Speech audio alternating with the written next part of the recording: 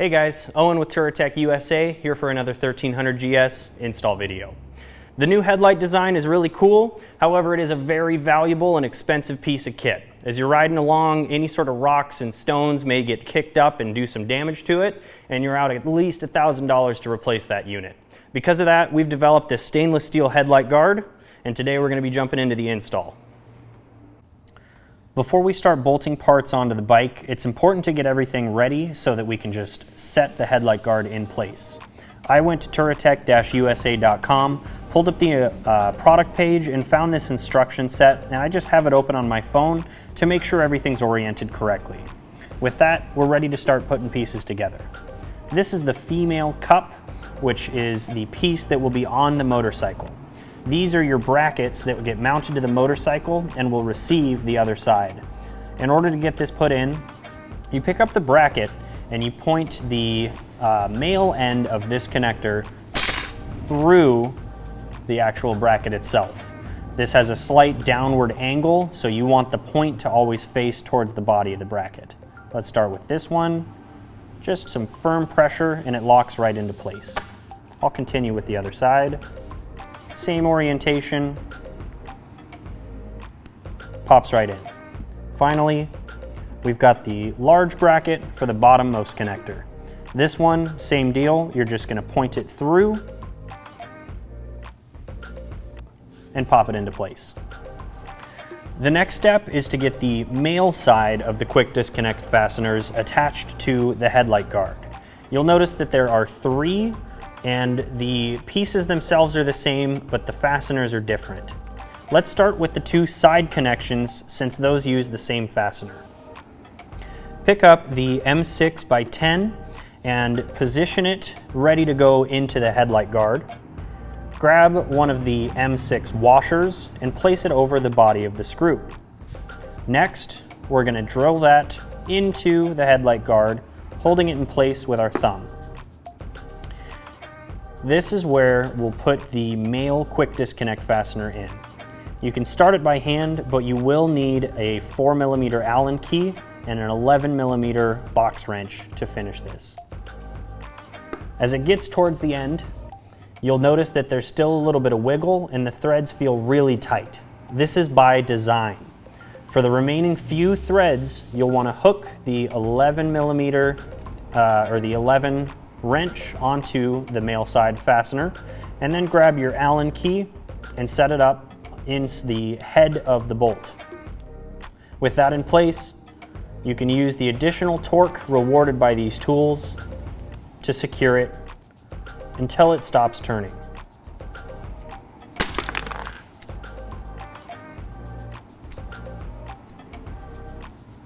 Just like that.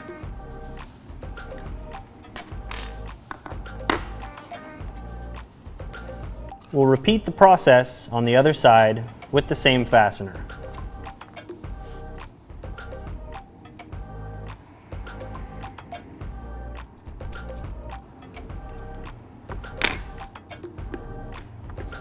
For the bottommost one, it's very simple, but you use the larger bolt. Using the larger M6x26 fastener, you'll again grab a washer, feed it onto the bolt. Feed this through the lowest attachment point. Grab the included spacer, put it on the other side, and then the final male quick disconnect and start threading it on.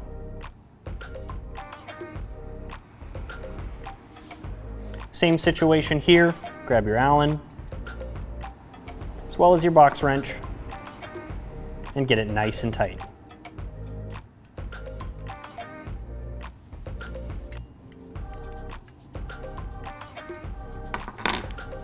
With the quick disconnect fasteners in place and ready to go on both sides, we can go back up to the bike. All right, we're working on the underside of the beak. There's a few fasteners we need to take off before we can pop the plastic rivets. Firstly, we've got this right here and another one over on the other side. These hold the front beak together, so you're going to use your trim tool to hook it in and release that plastic rivet. Do the same for the other side. Now that we're back up top, we can start the process of removing the beak by popping the plastic that holds it into place. I like to start in the rear here, supporting it on both sides, and just give it a nice firm tug. You'll hear the plastic pops release. Repeat the process on the other side. And then the peak, or the beak, should slide right off. The next step is to install these 4 speed clips that are included in the kit. This will allow you to be able to thread all of the fasteners down. The first 2 are located right here on the front of the bike, and you want to put these on with the flat side facing out. One right there, one more on the other side. Again, flat side facing out. Make sure that you're lining up with that hole so that your fastener can go through the body of the bike. And then the other 2 go on the inside of the peak right here.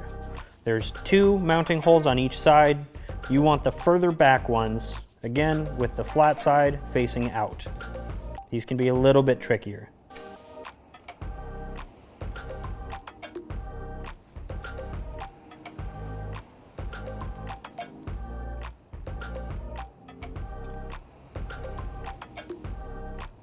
With all of our speed clips in place and the holes showing through so that you can see the threads, we're ready to start putting the bracketry in place. With everything showing, we're ready to put the female receiving ends of the quick disconnect on. The kit comes with 2, one for each side, and they only fit in one direction. As long as you've got the tab engaged with the plastics around here, you're ready to thread the M6 by 14 fastener into place. You can tell which one this is because it has the red Loctite already included. I like to start by hand.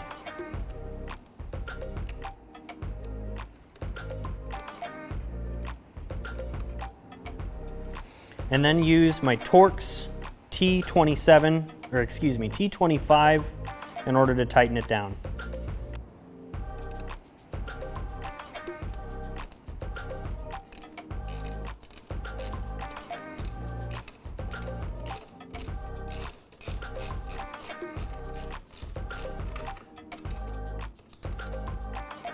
Now let's move on to the other side.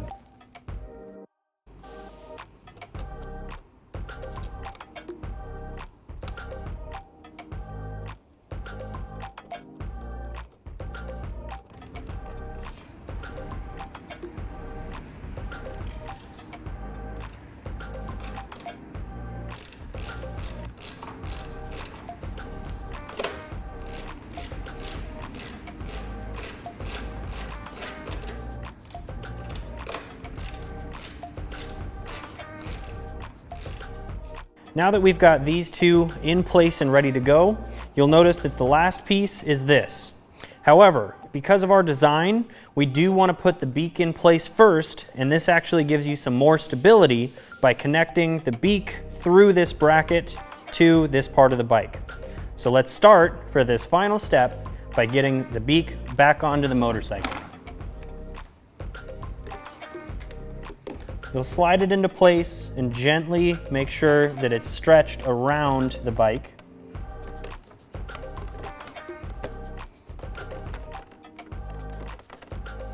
And just like before, I like to start in the back and pop all of these places in.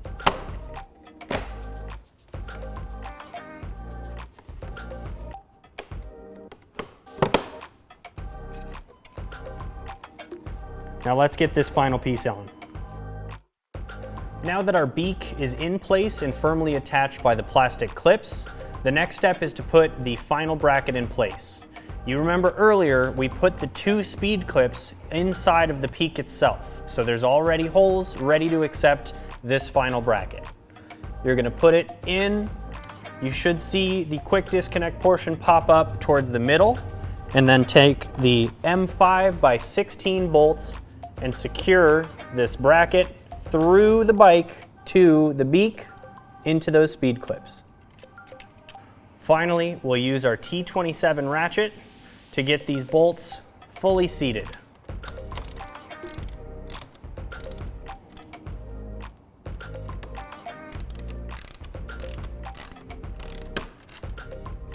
Now that we've got all 3 of our quick disconnect pieces in place, we're ready to put the headlight guard on.